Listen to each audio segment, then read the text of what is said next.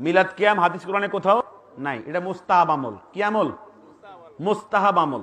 হাদিস আর কোরআনে থাকলে তো ফরজ দিতে হবে। কথা কর না? যদি কোরআনের আয়াত দিয়ে মিলাদ কিয়াম প্রমাণিত হইতো তো ফরজ দিতে হবে, সবার জন্য কোরআন লাগবে। বুঝছেন নি কথাটা? যদি কোরআনে মিলাদ কিয়াম থাকতো তাহলে কারো কোনো উপায় আছিল? কি কথা কর না যে আপনারা? আয়াতের মধ্যে যদি মিলাদ কিয়াম থাকতো কারো উপায় আছিল বিরুদ্ধে বলার? কোরআনে নাই, হাদিসেও নাই। তো এটা আমরা করি কেন? এটা আমরা কেন করি? হাদিস কোরআনে নাই, করি কেন? এটা হচ্ছে কোরআন হাদিসের পরে আরো কি আছে? ইজমা কিয়াস আছে। কথা কয় না? দলিল কয়টা? 4টা। একটা কোরআন, একটা হাদিস, একটা ইজমা, একটা কি কিয়াস। ইজমা কিয়াস মানে কি? কাউলুল উলামা। কাউলুল উলামাদের কাউল, উলামাদের আমল। এই মিলাদ বা কিয়াম এটা নবীর ইন্তেকালের পরে 600 বছর পরে, কয়শো বছর? 600 বছর পরে মুজাফফরউদ্দিন কুকুবুরি, মুহাদ্দিস ইবনু দাহিয়া, জগৎ বিখ্যাত মুহাদ্দিস ইবনু দাহিয়া, তিনি কিতাব লিখে দলিলাদিল্লা পেশ করে মিলাদুন নবী চালু করেছেন। মিলাদুন নবী চালু করার পরে বর্তমান পর্যন্ত প্রায় কত বছর? 800। কয়শো? এই 800 বছর পর্যন্ত গোটা দুনিয়াতে মিলাদুন নবী কি হইতেছে? উদ্যাপিত হইতেছে। এগুলো কোরআনেও নাই, হাদিসেও নাই। এগুলো কি? ইজমা কিয়াস।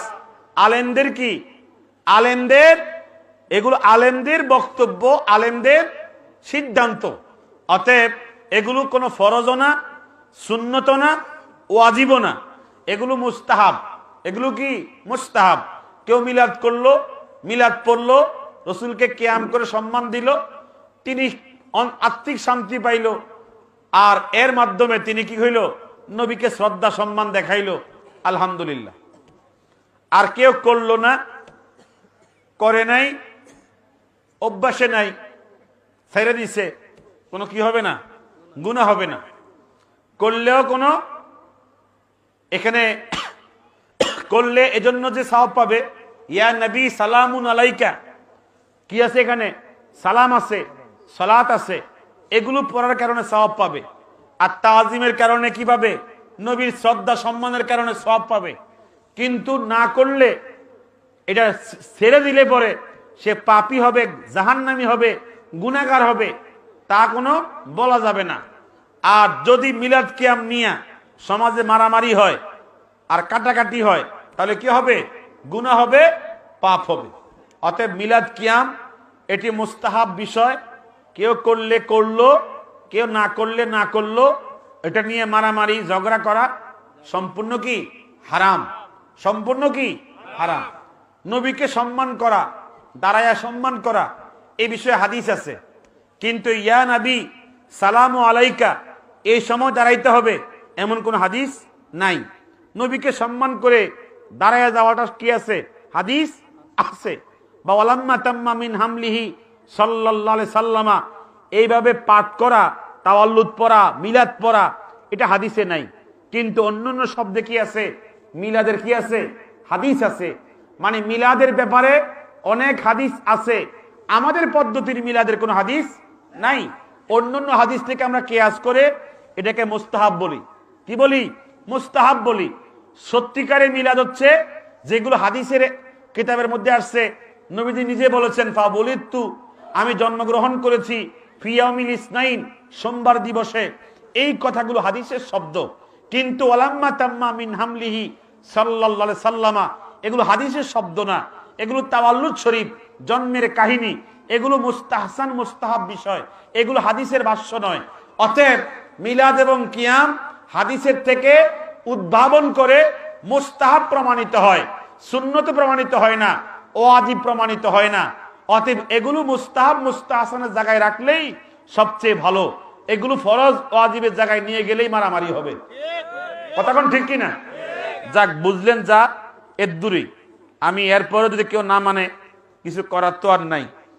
যতদিন বাঁচবো নবীর সালাতু সালাম নিয়ে বাঁচবো, যতদিন বাঁচবো নবীর মিলাদ করে বাঁচবো, যতদিন বাঁচবো নবী নবী করে বাঁচবো, যেদিন মরবো সেদিনও নবী নবী করে মরবো ইনশাআল্লাহ। নারে তাকবীর, নারে রিসালাত, সোনাকান্দা দরবার শরীফ।